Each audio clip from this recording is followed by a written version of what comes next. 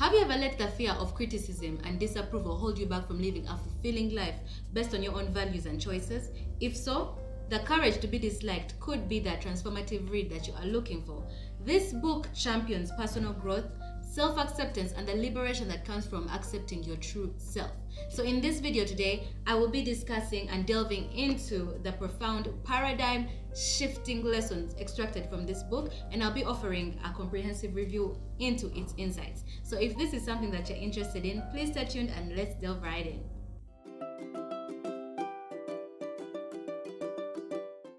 Hi everyone, welcome back to the channel. My name is Cynthia, and on this channel I talk about metaphysics, psychology, and everything in between. As mentioned earlier, in this video today I'll be talking about the 7 big lessons from this book that are profound and paradigm shifting. But before I begin the video, I'd like to please request you to support this channel by clicking on the subscribe button below.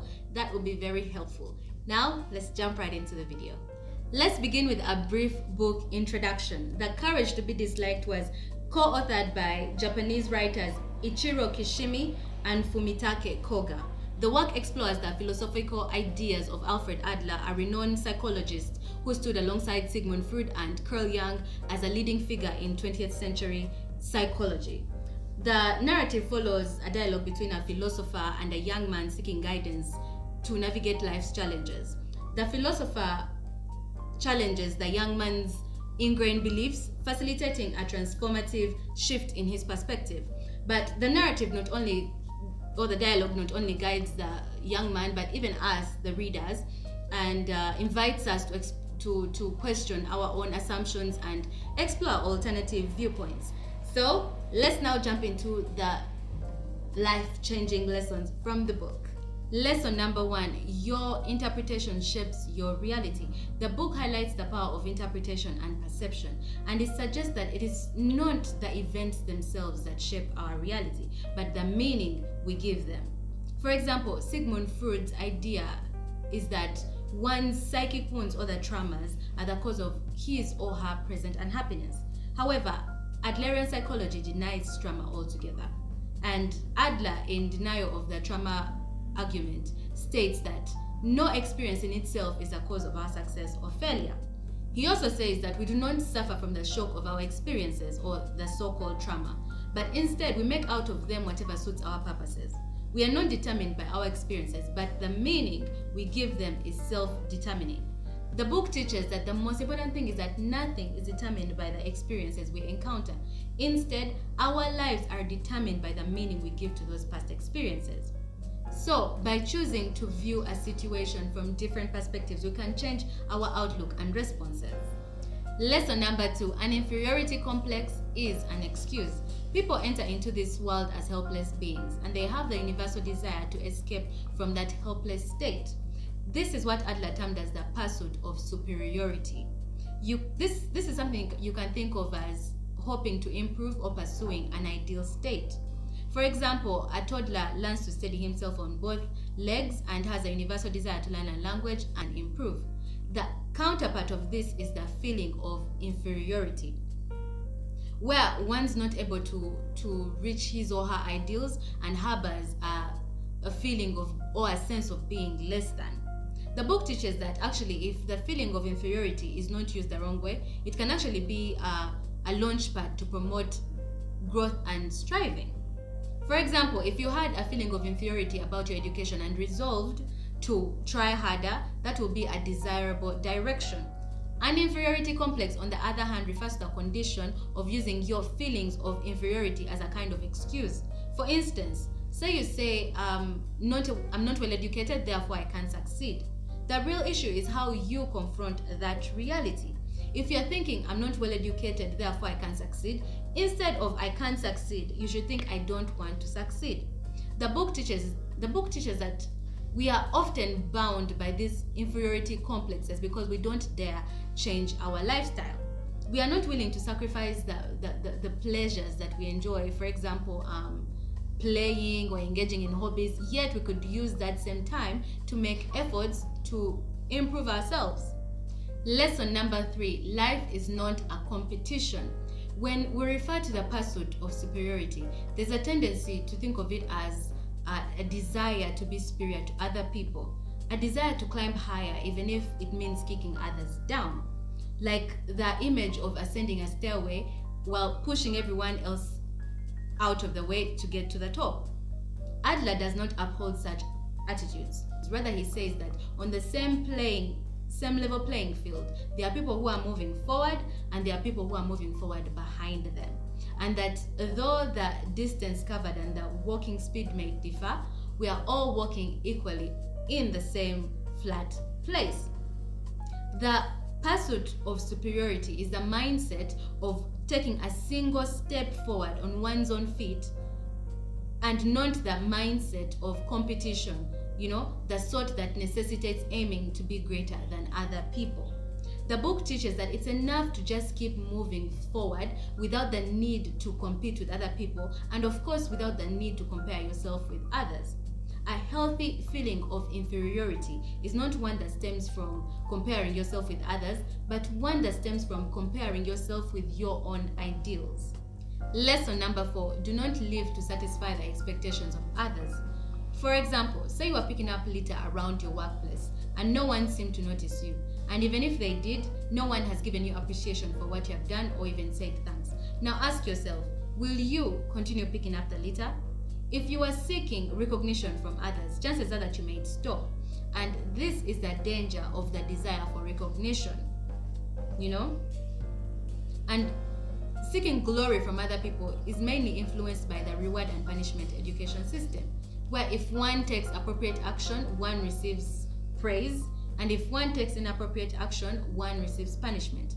Adler was very critical of the education by reward and punishment because it leads to very mistaken lifestyles, where one thinks, if I'm not going to be, praised or appreciated, and I will not take appropriate action, and if I'm not going to be punished, then I'll engage in inappropriate action.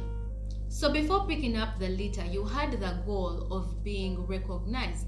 And if you're not recognized, you'll either be indignant or resolve not to pick up litter around your workplace anymore. And when it comes to seeking recognition from others, almost all people use satisfying other people's expectations as the means to that end. People who climb the corporate ladder and seek fame and status, it's because they have the desire to be recognized as someone important in society as a whole. But let me ask you this question. If you were actually given that recognition that you're seeking, if you got that fame and you had that status that you are seeking for, would you say that you found happiness?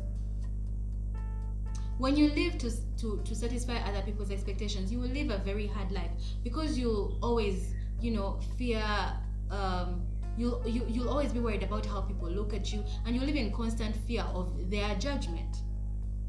And Adlerian Psychology teaches that to counter this, you need to carry out the separation of tasks, which is our next big lesson.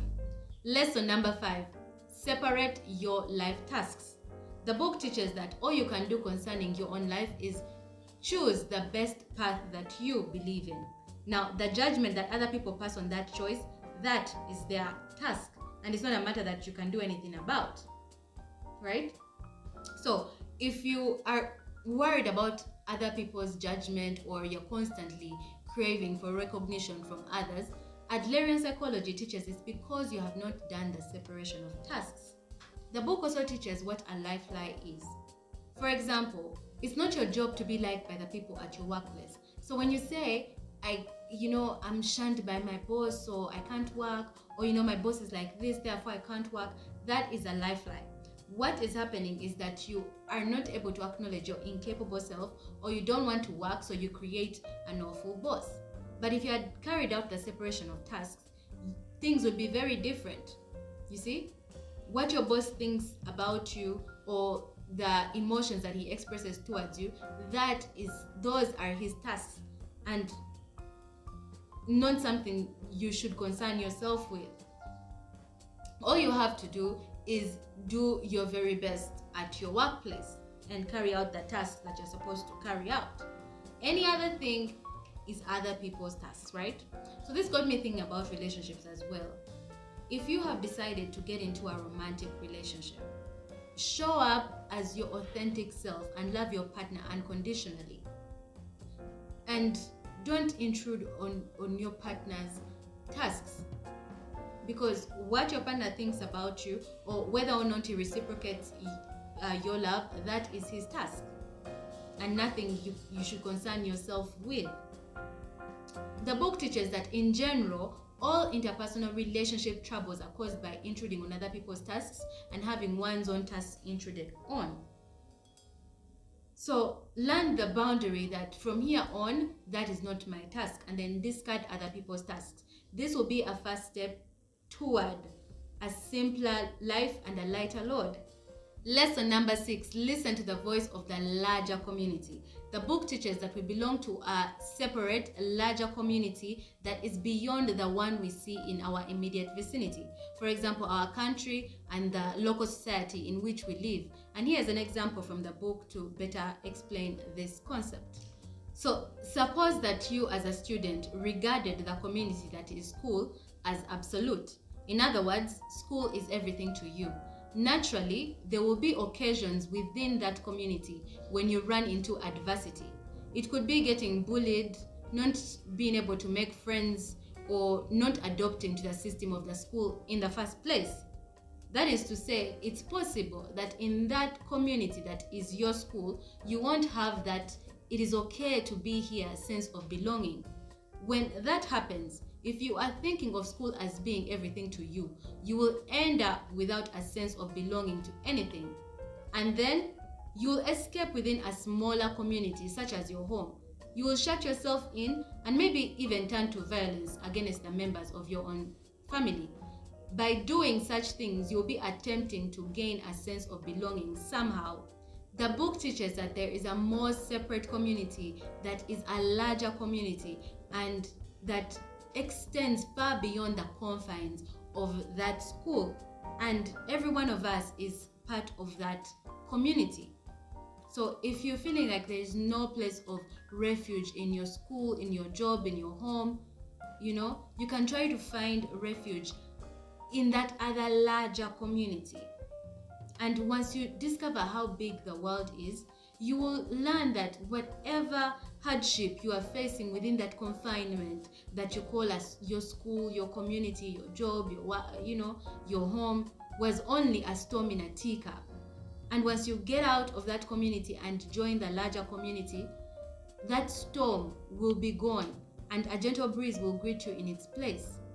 So whenever you run into difficulties and you can see no way out, consider the principle that says listen to the voice of the larger community. So if it is your school, your job, your workplace, you don't judge things using the common sense of that community, but you judge things using the common sense of the larger community. So for example, say at your workplace, your boss is behaving inappropriately, and for some reason his inappropriate mannerisms are overlooked within that community that you call your workplace. From the common sense of a larger community, which is the human society, you and your boss are equal humans. So if unreasonable demands are being thrust on you, you have the right, you can choose to object to them directly. Finally, lesson number 7. Have confidence in others to build deeper and more fulfilling relationships. Adlerian Psychology teaches that having confidence in others is the basis of interpersonal relationships. For instance, say you are in a romantic relationship and you are having doubts about your partner, and you think to yourself, I think he's cheating on me. And you start making desperate efforts to find evidence that proves that. What do you think is going to happen as a result? In every instance, you're going to find an abundance of evidence that suggests your partner is cheating on you. For example, his casual remarks, how he speaks when he's on the phone, and all those other times you couldn't get in touch with him when he was away from the house. As long as you're looking with doubt in your eyes, everything around appear as evidence that your partner is cheating on you, even if he's not. See, if you're afraid to have confidence in people, in the long run, you won't be able to build meaningful and deep relationships. And if you're thinking to yourself that in the past I've placed my confidence in people and they only deceived me and took advantage of me, The book teaches that when you're only concerned about the times people took advantage of you, you will place doubt at the foundation of every relationship. And you will start doubting your family, your friends, the people that you love, and what kind of life is that? Whenever you think, if I were to have confidence in someone unconditionally, they will just take advantage of me, you are forgetting that that is the other person's task. And carrying out the separation of tasks, as discussed earlier, returns life to an astonishingly simple form. The book also teaches that lacking confidence in others stems from a lack of self-acceptance, So if you can, the courage to overcome the fear of being taken advantage of comes from self-acceptance. And if you can simply accept yourself as you are and ascertain what you can and cannot do, you'll begin to understand that taking advantage is the other person's task. And getting to the core of confidence in others will become less difficult. In conclusion, the courage to be disliked offers a wealth of transformative insights that guide readers toward a more authentic and fulfilling life by advocating for self-acceptance, personal responsibility, and a focus on one's own tasks. It's important to note, however, that adopting Adlerian psychology is no easy task. Adler himself said that understanding a human being is no easy matter, and of all forms of psychology, Adlerian psychology is probably the most difficult to learn and apply. It's even said that to fully understand Adlerian psychology and apply it to change one's own life, it will take one half the years one has lived. For instance, or in other words, say you start studying Adlerian psychology at the age of 30, it will take another 15 years until you have turned 45 to truly understand it and apply it to your own life.